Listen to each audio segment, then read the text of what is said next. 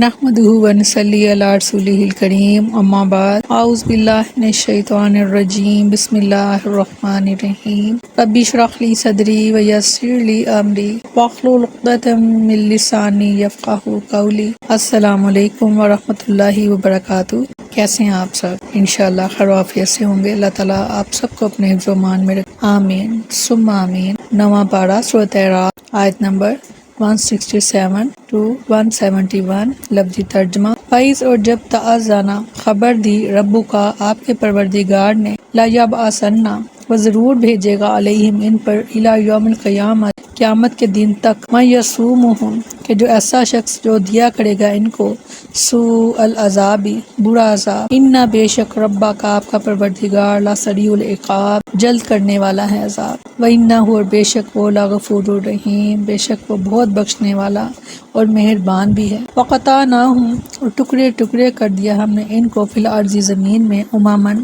فرقے فرقے، منہم ان میں سے، صالحون کچھ نیک ہیں، ومنہم اور ان میں سے، دون ذالک کچھ اس کے علاوہ ہیں، وبلوناہم اور آزمایا ہم نے ان کو، بالحسنات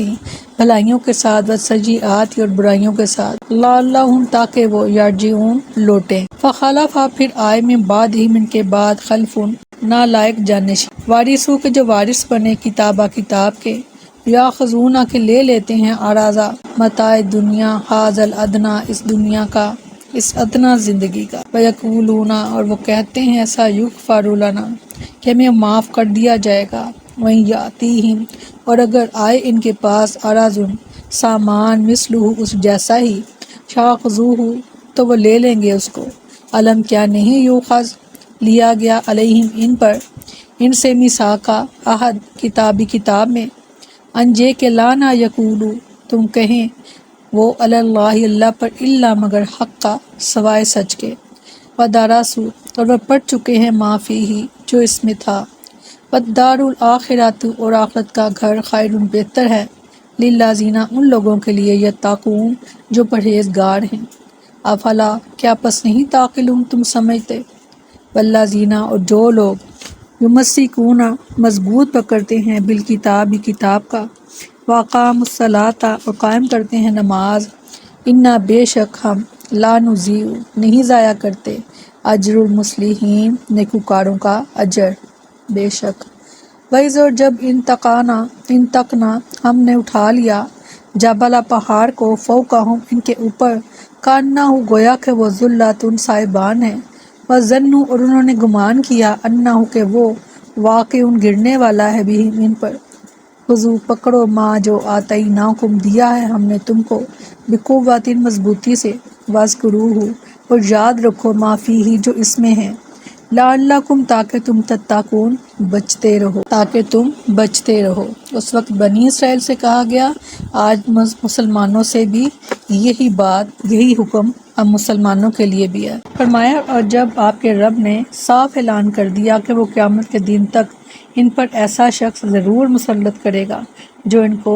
برا عذاب دے، بے شک تیرا رب یقیناً بہت جلد سزا دینے والا ہے، اور بے شک وہ یقیناً بے حد بخشنے والا، نہایت رحم والا بھی ہے۔ جب آپ صلی اللہ علیہ وسلم کے رب نے ان یہودیوں کو اچھی طرح باخبر کر دیا، جیسے اطلاع دیا تھا کہ،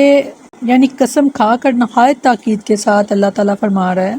کہ سرکشی، اللہ کے اوامر کی مخالفت اور ہیلے کے ذریعے حرام کو حلال بنانے کی وجہ سے اللہ تعالیٰ نے قیامت تک کے لیے ذلت اور مسکنت بنی اسرائیل کی قسمت بنا دی،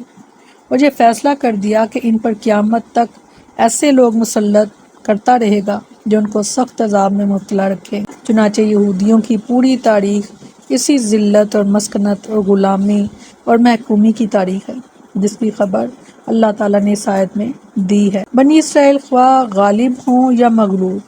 حاکم ہوں یا محکوم، اللہ تعالیٰ ضرور ایسے لوگوں کو مسلط کرتا رہے گا جو بنی اسرائیل کے لیے باعث اذیت ہوں گے، اور انہیں چین سے نہیں بیٹھنے دیں گے، اور چین سے نہ بیٹھنا یہ بھی ایک قسم کا عذاب ہے۔ بنی اسرائیل کی تاریخ گواہ ہے کہ ان لوگوں کو کبھی چین سے نہیں رہنے دیا گیا، کبھی عذاب نازل ہوتا رہے، اور جیسا کہ ارشاد فرمایا سورۃ اعراف میں، تو ان میں سے جنہوں نے ظلم کیا انہوں نے بات کو اس کے خلاف بدل دیا جو ان سے کہی گئی تھی، تو ہم نے ان پر آسمان سے ایک ایسا عذاب بھیجا جو اس وجہ سے کہ وہ ظلم کرتے تھے۔ فرمایا سورۃ حشر میں، وہی ہے جس نے اہل کتاب میں سے ان لوگوں کو جنہوں نے کفر کیا پہلے اکٹھ ہی میں ان کے گھروں سے نکال باہر کیا، اور تم نے گمان نہ کیا تھا کہ وہ نکل جائیں گے۔ انہوں نے سمجھ رکھا تھا کہ یقیناً ان کے قلعے انہیں اللہ سے بچانے والے ہیں، تو اللہ ان کے پاس آیا جہاں سے انہوں نے گمان بھی نہیں کیا تھا، اور اس نے ان کے دلوں میں رعب ڈال دیا۔ وہ اپنے گھروں کو اپنے ہاتھوں اور مومنوں کے ہاتھوں کے ساتھ برباد کر رہے تھے۔ بس عبرت حاصل کرو اے آنکھوں والو۔ سیدنا ابو ہریرہ رضی اللہ عنہ بیان کرتے ہیں کہ رسول اللہ صلی اللہ علیہ وسلم نے فرمایا، ایک موقع پر یہودیوں سے خطاب کرتے ہوئے فرمایا کہ اسلام قبول کر لو تو سلامت رہو گے، اور یہ بات اچھی طرح سمجھ لو کہ زمین اللہ اور اس کے رسول کی ہے، اور میں یہ ارادہ کر رہا ہوں کہ تمہیں اس زمین سے جلا وطن کر دوں، لہٰذا تم میں سے جس شخص کے پاس اس کے مال میں سے کوئی چیز ہو، اسے چاہیے کہ اسے بیچ دے اور جلا وطنی کے لیے تیار ہو جائے، اور اس بات کو پھر اچھی طرح سمجھ لو کہ زمین تو اللہ اور اس کے رسول کی ہے۔ سبحان اللہ، زمین تو اللہ اور اس کے رسول کی ہے۔ سیدنا عبداللہ بن عمر رضی اللہ عنہ بیان کرتے ہیں کہ سیدنا عمر بن خطاب رضی اللہ عنہ نے یہودیوں کو جلا وطن کر دیا، اور پھل، مال، اونٹ اور رسیوں وغیرہ کی قسم سے جو اسباب ان کے پاس تھا، ان کی قیمت انہیں ادا کر دی۔ فرمایا، ہم نے انہیں زمین میں مختلف گروہوں میں ٹکڑے ٹکڑے کر دیا، انہی میں سے کچھ نیک تھے، ان میں سے کچھ اس کے علاوہ تھے، اور ہم نے اچھے حالات اور برے حالات کے ساتھ ان کی آزمائش کی تاکہ وہ باز آ جائیں۔ اللہ تعالیٰ نے یہودیوں کو دنیا میں تتر بتر کر دیا تاکہ قیامت تک انہیں کوئی شان و شوکت حاصل نہ ہو، اور وہ یوں ہی ذلیل و رسوا ہو کر در در کی ٹھوکریں کھاتے پھریں۔ اس لیے یہودی تمام دنیا میں ٹکڑوں کی شکل میں پھیلے ہوئے ہیں، اور جہاں رہتے ہیں اپنی سود خوری اور اس ملک کے خلاف سرگرمیوں اور جاسوسی کی وجہ سے نفرت کی نگاہوں کا نشانہ بنے رہتے ہیں۔ ہر زمانے میں ان میں کچھ لوگ نیک ہوئے جو اپنے زمانے کے انبیاء پر ایمان لائے، انہی میں وہ لوگ بھی تھے جنہوں نے نبی کریم صلی اللہ علیہ وسلم کا زمانہ پایا اور مشرف بسلام ہوئے، اور کچھ لوگ ایسے ہوئے جنہوں نے اللہ کے اوامر کی مخالفت کی، استغفار، اور ایمان نہیں لائے۔ ان گناہ گاروں کو اللہ تعالیٰ نے مختلف قسم کی آزمائشوں میں ڈالا۔ مقصد یہ تھا کہ شاید وہ اپنے گناہوں سے تائب ہوں اور ایمان لے آئیں۔ اہل کتاب کو یہ احوال اس لیے بیان کیے گئے کہ ان کی برائیاں اس امت میں بھی جڑ پکڑ لیں گی، جیسا کہ عبد الرحمن بن غنم اشعری رضی اللہ عنہ بیان کرتے ہیں کہ مجھ سے ابو عامر اشعری رضی اللہ عنہ یا ابو مالک اشعری رضی اللہ عنہ نے بیان کیا،